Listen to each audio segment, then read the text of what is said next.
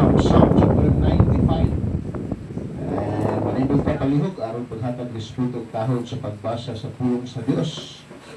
Psalm chapter 95. And ako lang makabasa, no? I will read the whole chapter. Psalm 95 verses 1 to 11.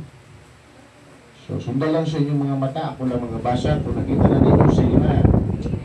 Yung napulong sa Diyos. O come, let us sing unto the Lord. Let us make a joyful noise to the rock of our salvation. Let us come before His presence with thanksgiving.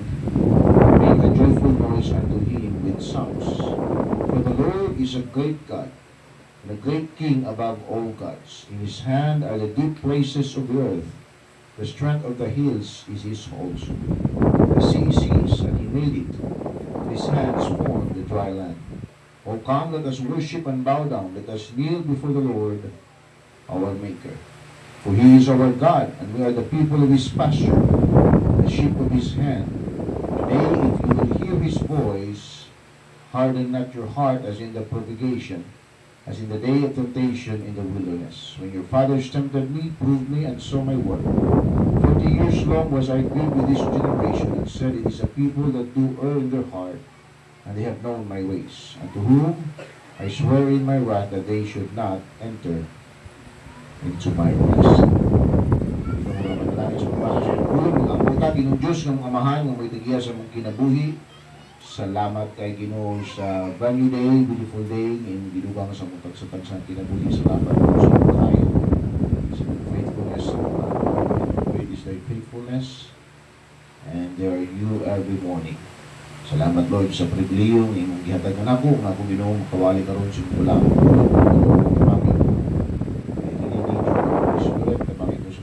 Sa mga pulong karon, ikaw po Ginoo makatag ka namo og concentration, good comprehension, ikaw makatag ka namo og teachable and usable heart. Salamat po Lord sa leadership ni Pastor Joseph Lango, kawan sa mga family. Salamat po Lord sa mga faithful members, mga paluyo nagsuporta sa kaming lokal na iglesia, pag-support sa ilang simbahan. Celebrate kami sa kaayos ng faithfulness sa kanilang local church for 70 years. And also, Lord, ilang Thanksgiving Sunday, salamat po sa mga bisita na kaya ikaw. Salamat sa mga anak-anin mo na invite nila. And Lord, hindi na accident din anong niya sila. Ikaw po din, Lord, bagay. Istorya sa ilang, masabtan nila yung walang sa kaluwasan. Makaangkos sila o kaluwasan, makaangkos na relasyon diya sa ima. And dawaton si Jesus Christ as your Lord and personal Savior this morning. Lord, tabangi ko. Hide me behind the cross. I need you to God. So po kalingon, I'm useless and good for nothing. So God, as I preach your word this morning, may God's handle blessing. Magpasailuan sa mga salay, kasi ngalan, sa ngalan ng Jesus. Amen. And then, thank you for standing. Please be seated. So since today is your Thanksgiving Sunday, no? O sa inyong 17th founding anniversary, founding church anniversary. Mas muna ko, no? Mga members sa kanina church, no? Congratulations. So, mag-isipin po ang Thanksgiving. Okay? So, naitulog ka pa maaging 3 ways to look at it, ang Thanksgiving. O, kung kailangan kang Rudyard Kipling, siya na ang author sa, if you have read or may kwan siguro sa lidanin na Jungle Book. Okay? At one time, kanang libro was so popular na iyang mga writings were getting 10 shillings per word, about $10. And then, naipipila ka mga college students, however, did not appreciate sa writings ni Kipling's, and they facetiously sent him a letter enclosing 10 shillings. Nagbasa, please send us your best work. And then they got back a letter from Kipling. Pinagpay na Kipling sila, thanks. You know, kita, we are exhorted to be thankful. Inahalanta mapahinumduman, we must be exhorted to be thankful because ang pagpasalamat does not come naturally. Ato ang natural nga tendency is to be ungrateful. That is why, no, ato mga bata, mga anak, tudluan nato, no? Tudluan nato to say please, to say thank you. So tulong lang kabutang nga ako i-share ninyo karong kabutagon, and may this be a blessing to us this morning, no? Ang pagpasalamat, no? There are three ways to look at it. Number one, an upward look should make us thankful. An upward should make us thankful. An upward look brings thanks for the power of God. Na it's time na kita, no, we develop a habit of thanking God. Hindi lang, not just thanksgiving, but also thanks living. Yung usa ka atheist, no? One morning siya, usa ka nagkuyog sa usa ka Kristohanon, no? Nga, pagmanta nila, no, kay sayo sa kabutagon, no, they step out into the glories of a beautiful fall morning. Kung nakita sa ATS, no, ang brilliant sun peeking through the haze and the frost in the meadow, and the brightly colored leaves making their way lazily to the ground, and she was filled with the beauty. Bingon ang ATS, I am thankful for it. I'm just so thankful for it all. And then ang iyang believing friend asked, grateful to whom, my dear? Na, no? Yes, we should develop a habit of thanking. Sa gadri sa to, pag mata na to, nakapasalamat ka sa Ginoo. Pag mata mo, nakapasalamat ba ka?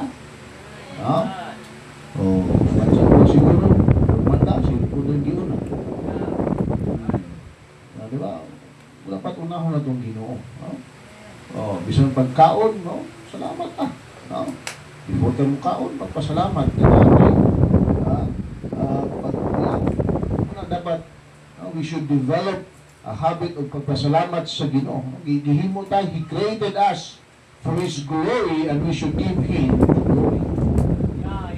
Yung sa katao na nawala siya sa desert, a man was lost and walking in the desert for about 5 days. Saan siya? Sa deserto. And then, nakaabot siya sa balay sa usa ka pitcher. So, tired and weak, nagkamang-kamang siya padung sa balay and collapses sa doorstep sa balay sa preacher. Then, ang magwawali, ang pastor, the preacher takes him in and nurses him back to health. And then, naayos siya, feeling better. Itong tawhana, he asked the preacher for direction to the nearest town.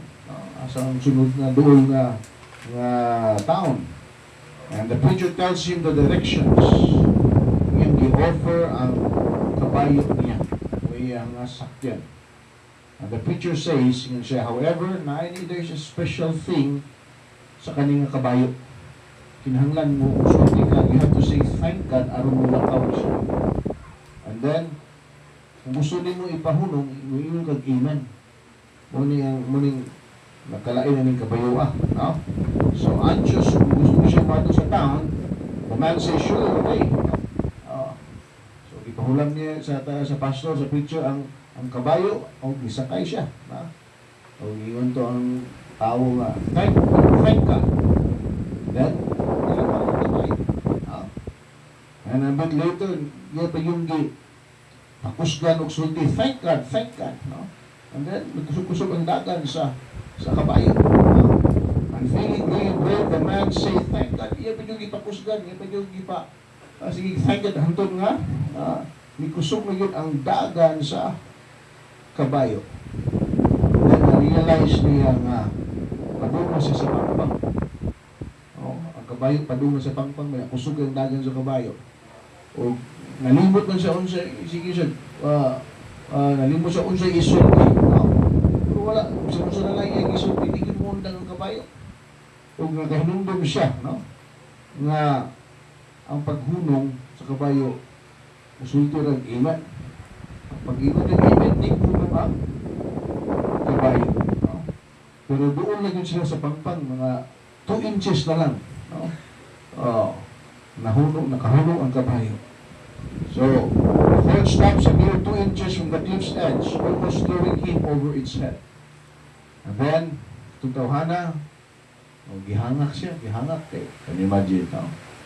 Kung pa ang siya, hapit ito mahulog ang iyang hapit ito sa hulog pangpang. So, gihangak siya, gipaningot, so iyang kakuha ng iyang singot, no? And then, nagkuhan siya, nakita siya ginawa.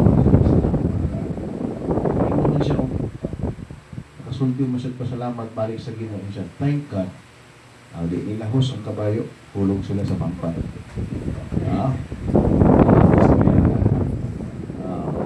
So, an upward look brings thanks for the power of God. And then an upward look brings thanks for the plans of God. Verses 4 and 5 sa itong teksto, yun sa diha, kasi yun sa verses 4 and 5. In His hand are the deep places of the earth, the strength of the hills is His also. The sea is His, and He made it, and in His hands formed the dry land. Yung pagkakalid sa Jeremiah 29:11. For I know the thoughts that I think toward you, saith the Lord, thoughts of peace and not of evil, to give you unexpected end. So an upward look brings thanks for the plans of God. I believe ang Ginoo na ay plano sa luntang sa tagsa ng kinabuhi.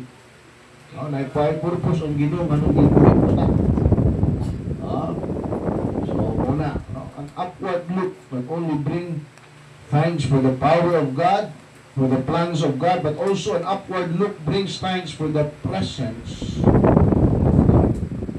Verses 2, 6, and 7, we can come and kneel. Naata sa kamot sa Ginoo. Yun din sa verse number 2, let us come before His presence with thanksgiving and make a joyful noise unto Him with praise. Verse number 6, O come, let us worship and bow down, let us kneel before the Lord our Maker. For He is our God, and we are the people of His pasture, the sheep of His hand. Today, if you will hear His voice. Diba yun sa Psalm 46:1? God is our refuge and strength, a very present help in trouble. Napasalamat ka na makadiwag ka. We can come into His presence anytime. Salamat yung bigaan ta sa Ginoo access, bisang asa ta, bisang usang orasa. Makaduol ka sa Ginoo. We can come into His presence anytime. Si H.A. Ironside, nasa sa usa ka restaurant, daghang kay mga tao. And just as Ironside was about to begin his meal, a man approached and asked if he could join him. Ironside invited him to have a seat. Tungod sa itang tao, daghang tao sa restaurant, walang kaliguran.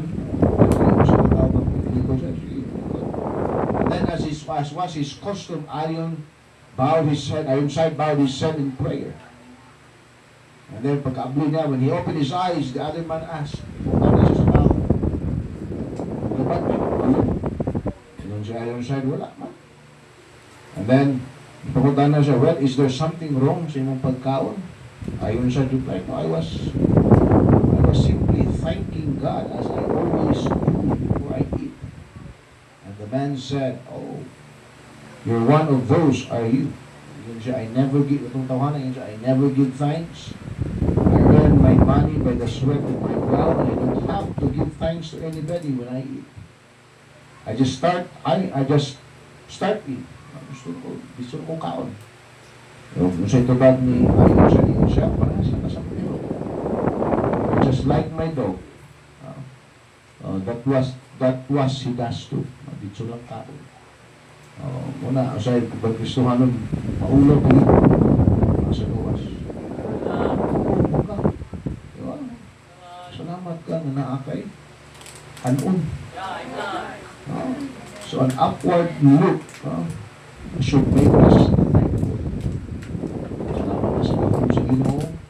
Salamat ka sa plano sa Ginoo. Pasalamat ka sa presensya sa Ginoo. But only an upward look should make us thankful, but also, ikalawa, an outward look should make us thankful. An outward look at supplies makes me thankful. Supplies. Dito ba I am really content. Dito ba ka? I am really content until I start looking sa catalog. I like my car or I like my motorcycle. Until I saw mas labaw pa nga nindot sa mga sakyanan. I am satisfied with my clothes until I stroll to the mall. I love our home until I think of what it would be to have, what it would like to have a mansion. Yung I am satisfied with every area sa akong kinabuhi until I start comparing with someone else's. I feel I have enough of everything until I see someone who has more. Kung dili ta dapat farsighted, dapat focus na tayo and look at that which is near.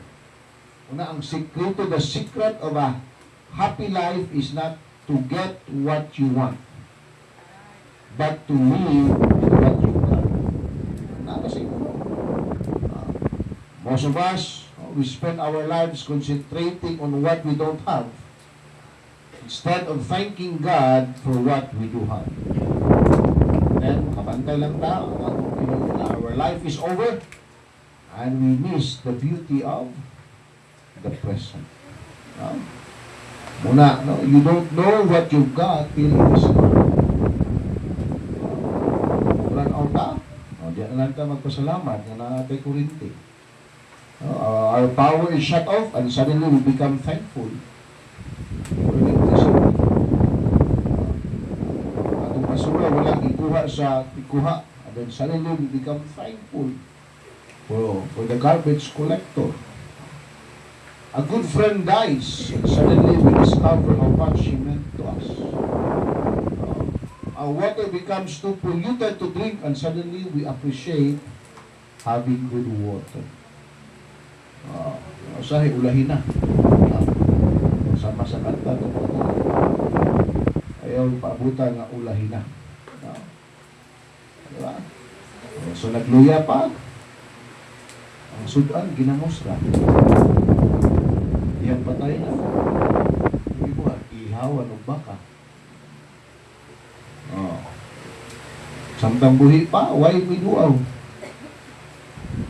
Iyang italiwan. Sa ginhawa pa, why mo hinabang? Sa gihaya na, ang limos, why undan?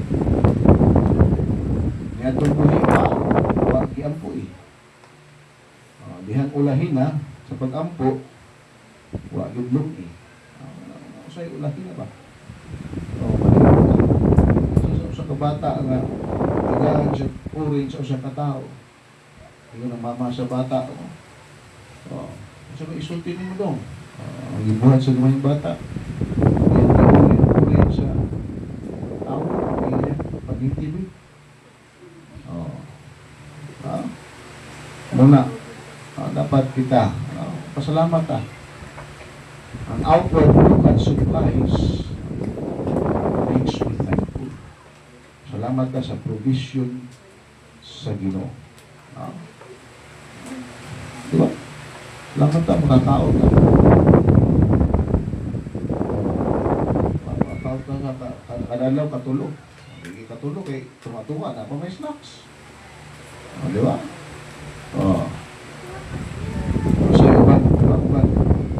Lord, salamat sa pagkaon. Salamat in Jesus' name. Amen. Hindi human, maura ni. Kulangan pa.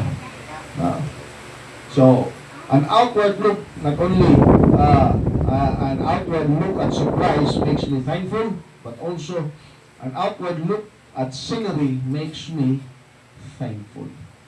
Verses 4 to 6, ako basahin ko sa in His hands are the deep places of the earth, the strength of the hills is His also. The sea is His, and He made it, and in His hands formed the dry land. na ay parts of Mexico, the regions of Mexico na ay hot spring or cold springs are found side by side. Because of the convenience of this natural phenomenon, no, ang mga babae often, no, inatato nilang labunon. Ito sa una, ilang iba utang sa hot spring, and then nigwas-was ato na po sila sa cold spring. And then at always watching this procedure commented to his Mexican guide, we must think Mother Nature is generous to freely supply such ample clean hot and cold water. And then ang tourist guide replied, "No, Senor, there is much grumbling, reklamo naman, kay walay sabon." So an outward look at scenery makes me thankful. And also, an outward look at sinners makes me thankful. According to now, sa verses 8 to 11, nakita niyo mo diya ang description sa lost world. We are headed for heaven. Kung ato lang ishrink ang population sa earth to a village of 100 people, here's the world would look. There would be 57 Asians, 21 Europeans, 14 from the Western Hemisphere, and 8 Africans. 50 would suffer from malnutrition and 1 would be near death. 80 would live in substandard housing, 70 would be unable to read. 6 would possess more than half of the world's wealth, and all 6 would be from North America. We attend church without fear of harassment, arrest, torture, or death. Salamat natay kagawasan nga makasimba sa Ginoo. Di para sa ubang lugar nga bawal sama ang pag-ibig. So we are better off than 3 billion people in that regard. Salamat ta. We have money in the bank. Napatay sa silyo. Natay pagkaon sa itong ref. Natay mga sidina. Muna, ambot lang kamo mga babae.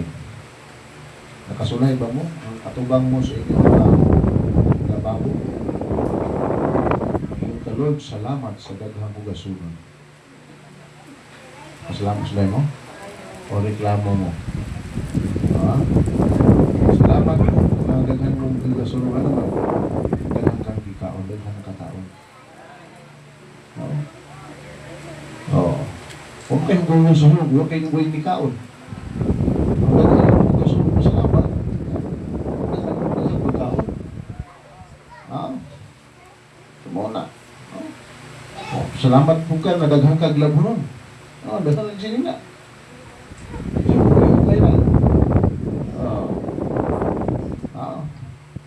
And also an outward look at salvation makes me thankful. Alex Haley, the author of books, had an initial picture hanging on his office wall. It was a picture of a turtle na naa sa babaw sa fence post.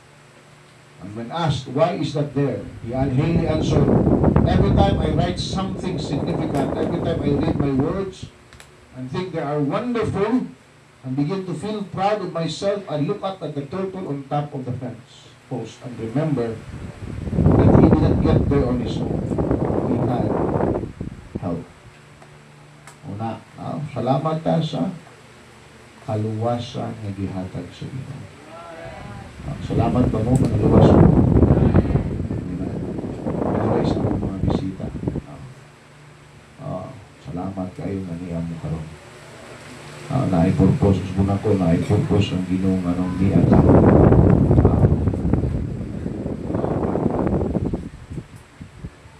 Yung pangutan-un ta mo mga bisita. Sekarang mga batan-on ano? Mga batan-on. Tama mo. Pero mo, nakahuna ba mo maabot ninyong kamatayon? Kung pangutan-un ta mo, kung maabot ninyong kamatayon, kasigurado ba yun mo? Percent sure. Ay, hindi malangit. Muna. Ayaw gawas ani nga simbahan nga wala kay kasiguraduhan. explain to you. Bakit mabutang nga ikaw makahibalo na sure ka of eternal life in heaven. Una, kitang tanan makanisala. We're all sinners. The Bible says in Romans 3:23, for all have sinned and come short of the glory of God. Sumala sa kanang bersikulo, ako makasasala. Sumala sa kanang bersikulo, matag membro ani lokal ni Iglesia, makasasala.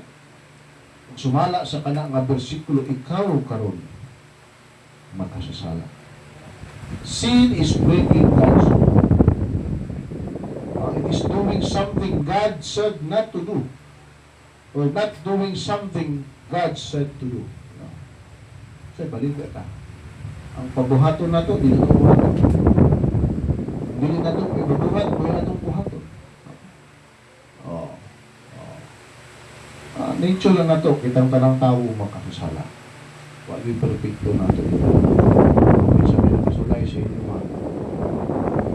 nanguha, di kwarta sa pitakas yung mga magpapagawa na ng hit. Yung tawa mo, kaya yung gibuhan. Computer. Abot lang, yung computer po. Ang tagi. Balo na ka na, nasayop na. Kaya ginain mo yung kwaon. Kabalo ka, nasayop na. Ano ba? Sana ang picture na to. We are all sinners. Number one, muna yung una. Kitang tanan, tao, kasasala. Ang bayad sa itong mga sala, the penalty for our sin is death.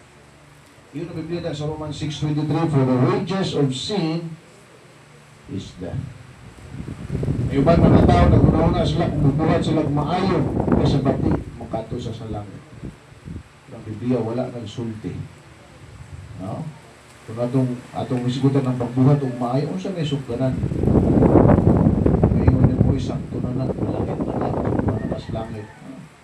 Buutan, nakikadaghan ka ng buhat o may wala. Gisok ka ng kita adlaw makasala ka.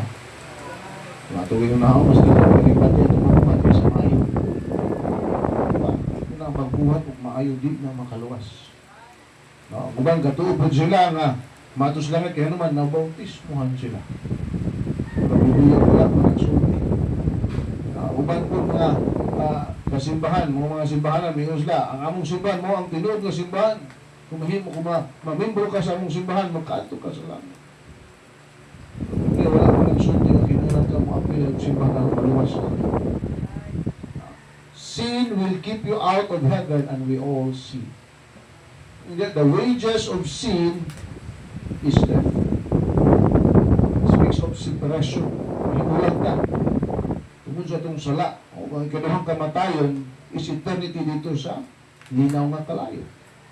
Revelation 20:14 and 15, and death and hell were cast into the lake of fire. This is the second death. And whosoever was not found written in the book of life was cast into the lake of fire. Kana, dako, kaya nga problema. Kita'y bubayad sa itong mga sala, kinahanglan tayo mamatay, and we will spend eternity nganto sa inferno. Natay problema nga dili na ito ma-fix, dili na ito masulbat. Pero pasalamat ta. Jesus paid the penalty for us. Siya ang nagbayad sa mga sala dito sa cross sa Calvary. Romans 5:8, the Bible says, but God commended His love toward us in that while we were yet sinners, Christ died for us. Unang rason nga si Kristo ni Arisa, kalibutan. No? Sila Christmas. Tagatuo nga si Kristo na tao, December 25. Wala na si Biblia nga muna yung tao, mga adlaw nga tao siya. Natuo na tao siya din sa kalimutan. December 25. So, kinahanglan nato na mahinumduman. Diba? Ngayon na naigon, siya rin daigon kay tao na sa kalimutan. Si Iso Kristo. Ginoo nanghimo siya plano. Aron masulba to fix our problem. Na yang ipadala yung butong ni makatawag ang amosin. Jesus Christ. Can you imagine, usa ka iyang anak, iyang gihatag. Isa na yung anak na pulo dali. Napiluhan ka anak. Kasi na yung nabuk anak, wala. Pero kung ikaw na kay anak daghan, pag ngayon ang usa, di po yun mo na ihatag. Di ba? Usa'y makasakit mo. Kanuha sa malita, ang bata, ibilin na. Ibilin sa bag, ibitay sa puste. Ilabay sa basurahan. Usa'y mga ito, usa'y mga ito. Militanan ang bataan. Wagit. Suko kayo, makasakit.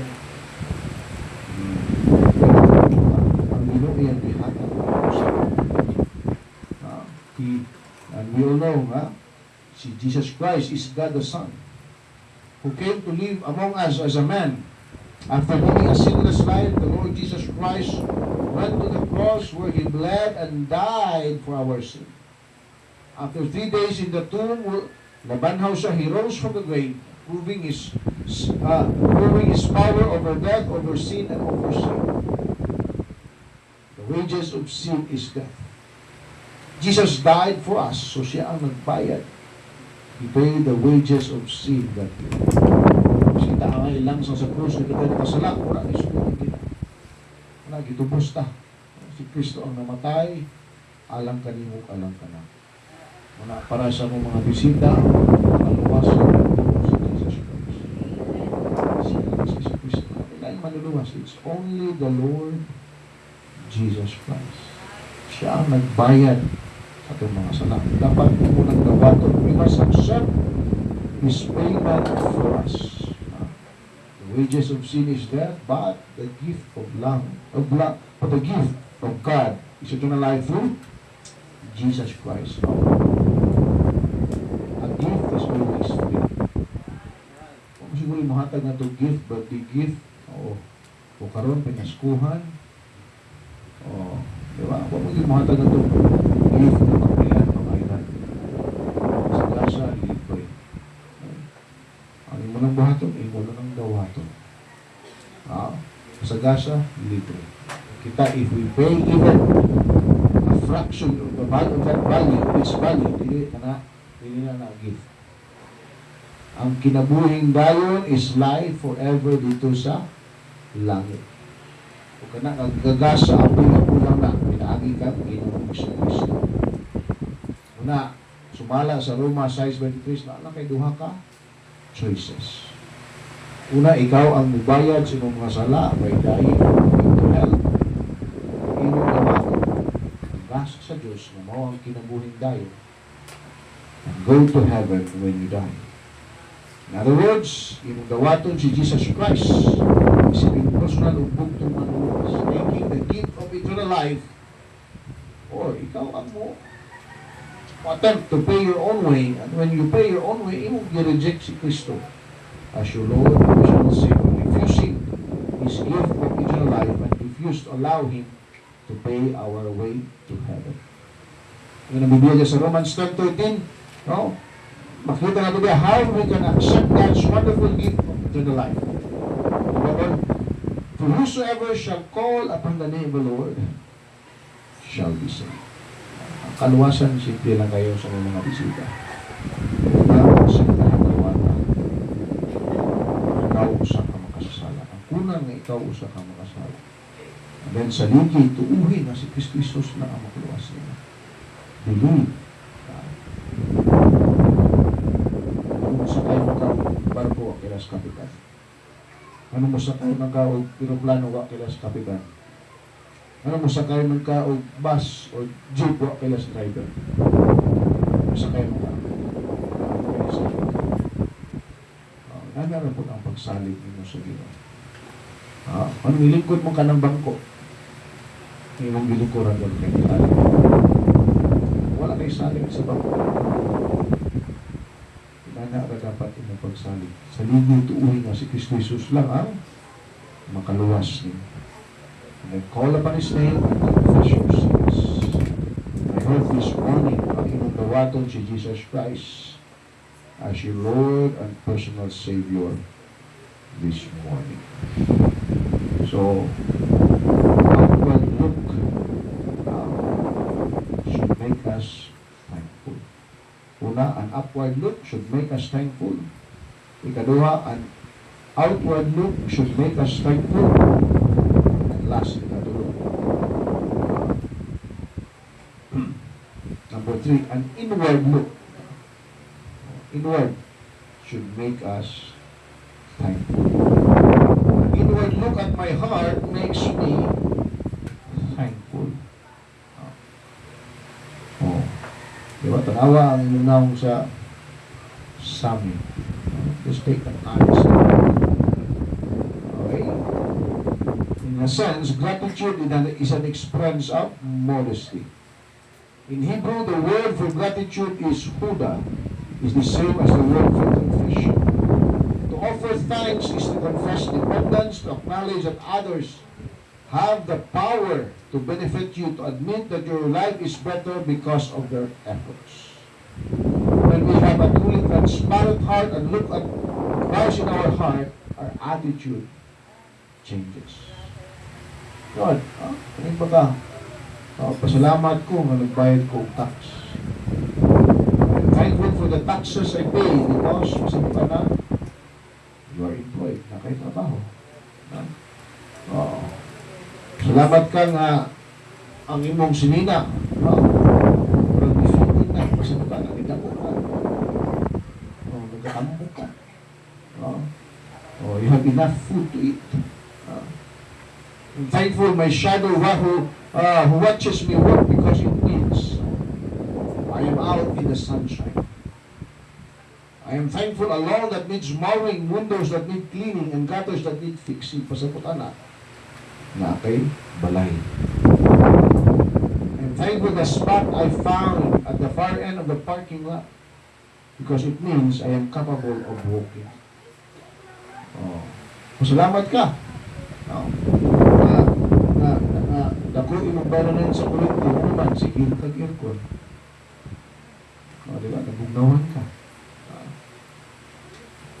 I am thankful all the complaining I hear about our government because it means freedom of speech. Pasalamat ko sa akong tupad sa simbahan na nagkanta ng yabag. Sa ka na nakadulog ka. Hindi ka bumul. Pasalamat ka, nagpatong-patong ang imong labhanan, ang imong plan sa mundo, sa katanan, ang imong loved ones na sa balay.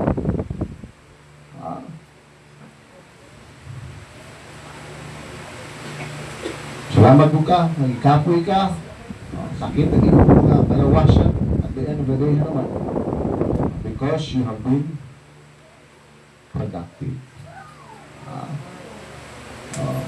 Ang kuyaw ko, kay gitrabaho, kapoy lang yapon ka. Ano ba no? Sige ka to, kapoy lang yapon. So muna, it is gratitude in action. It is thanking God for the gift of life by living it triumphantly. It is thanking God sa iyong mga talents and abilities by accepting them as obligations to be invested for the common good.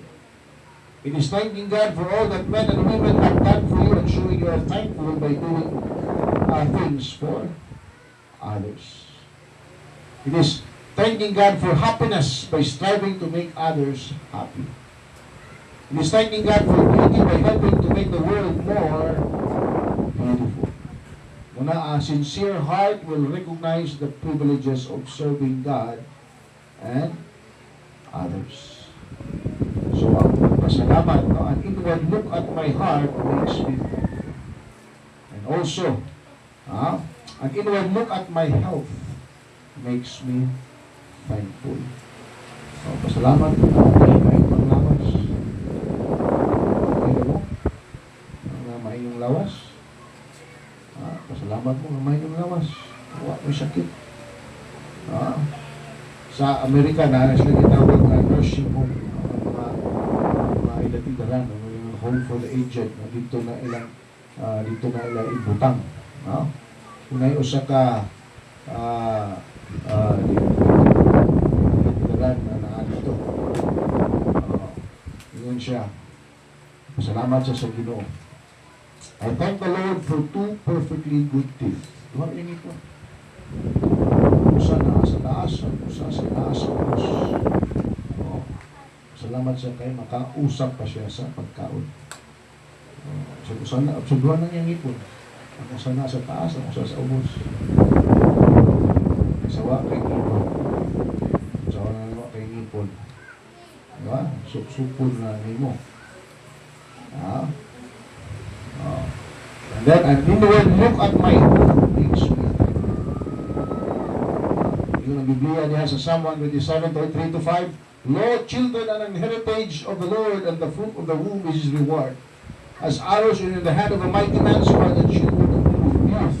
Happy is the man that the quiver is full of them. Ug salamat. Inyong pastor, o inyong si ma'am, ipigaan na sila anak sa Ginoo. Right? Salamat. Pila ka years mo, pastor? Nagminyo.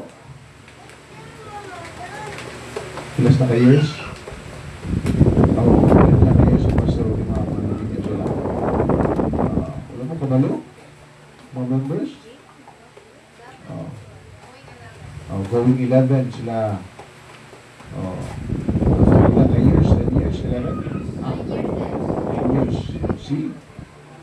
Bitigaan sila o baby beautiful girl. And I believe si pastor nagpasalamat na sa Ginoo. Salamat po sa inyong prayers.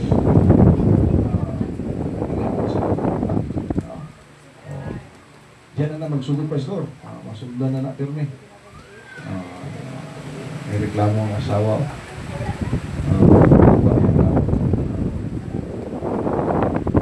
So muna, nagpasalamat ta sa ato mga pamilya. Itong mga gilikanan, sa itong mga anak. So an inward look at my home makes me thankful. Kung mga batanon, pasalamat mo yung papang mama. Hindi wala. Kalimutan na kung wala sila. Muna, I want to give you a poem. Titled, Forgive Me When I Whine. Today, upon a bus, I saw a lovely maid with golden hair. I envied her, so beautiful, and how I wish I were so fair. And when suddenly she rose to leave, I saw her hobble down the aisle. She had one foot and wore a crutch, but she passed, she wore a smile. Oh God, forgive me when I whine. I have 2 feet. 2 feet. The world is mine. And when I stopped to buy some sweets, the lad who served me had such charm. He seemed to radiate good cheer. His manner was so kind and fine. He turned and said, "Oh, thank you, sir." And then I saw that he was blind. Oh God, forgive me when I whine. I am wise. The world is mine. Then when walking down the street, I saw a child with eyes of blue. He stood and watched the others play. It seemed he knew not what to do. He stopped a moment, then I said, "Why don't you join the others, dear?" He looked ahead without a word. I realized he could not hear. Oh God, forgive me when I whine. I have 2 ears. The world is mine. With feet to take me where I go, with eyes to see the sunsets glow, with ears to hear what I would know, I am blessed indeed. The world is mine. God, forgive me. Ay magreklamo. Uban, magreklamo yun. Uso yung sa Ephesians, sa 1 Corinthians 5:18. Everything, give thanks. So this is the will of God concerning you. Posible ba to give thanks in everything? In every situation? In every circumstances? In every place? As difficult as it may seem, I believe it is possible. Otherwise, God will not command us to do so. Ano kayo? Give thanks in everything. Kaya ka na, nabubuto na sa Ginoo. So it would be cruel for God to give a command that is impossible to obey. How can we obey this command? I believe the answer lies in viewing our situations at sakto nga pagtanaw. Proper perspective. We have to be thankful sa lahat ng mga circumstances. Nalanta, eksakto nga perspective of our circumstances and of our God. And remember, it could always be worse than this. Nakabuto na sa Ginoo. And everything, give thanks. For this is the will of God in Christ Jesus. Pasalamat ka. Pinahalata nga, magpasalamaton ka. Pasalamat mo mga members, mga membro mo ng lokal na iglesia. Salamat ka. Pasok sa Pastor Joseph ilang. Salamat mo for 17 years. Maayo ka yung Ginoo sa inyo. Salamat ka. Ganda kayo pa sa so an upward look should make us thankful. Upward. Tanaw sa langit. An outward look should make us thankful. And then an inward look should make us mga 360 degrees na pagpasalamat. Kasi asa kalingi, pasalamat. Let's be thankful. Pili tayo mga dito mapasalamaton. So I hope napanalangin natin sa pulong sa Diyos. Manindog ka. Bless the Lord and we are most gracious.